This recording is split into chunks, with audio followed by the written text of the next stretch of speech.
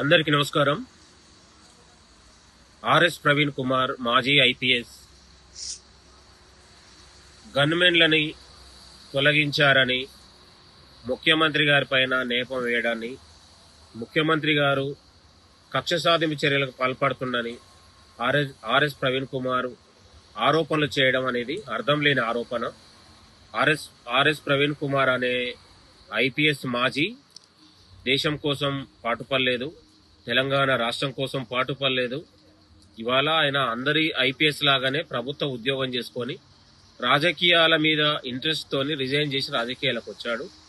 ఇవాళ ఆర్ఎస్ ప్రవీణ్ కుమార్ కు గన్మెన్ల అవసరమా, రక్షణ అవసరమా లేదనేది తెలంగాణ ఇంటెలిజెన్స్, తెలంగాణ పోలీస్ వ్యవస్థ చూస్తూ ఉంటది.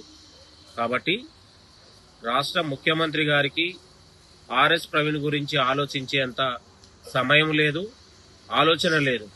రాష్ట్ర అభివృద్ధి కోసం, తెలంగాణ ప్రజల సంక్షేమం కోసం, యువత భవిష్యత్ కోసం ముఖ్యమంత్రి గారికి ఆలోచన ఉంది తప్ప ఇలాంటి ఆర్ఎస్ ప్రవీణ్ల గురించి, ఎల్లయ్య మల్లయ్య పుల్లయ్య గురించి, గన్మెన్ల గురించి, లేకపోతే బీఆర్ఎస్ పార్టీ ఏజెంట్లుగా ఉండి ఉద్యోగం పనిచేస్తున్నప్పుడే ఏజెంట్గా వ్యవహరించినటువంటి ఆర్ఎస్ ప్రవీణ్ మీద ఆలోచన చేసే అవసరం మాకు లేదు. కాబట్టి ఆర్ఎస్ ప్రవీణ్ కుమార్ కు రక్షణ అవసరం ఉందా లేదా అనేది తెలంగాణ పోలీస్ వ్యవస్థ చూసుకుంటది.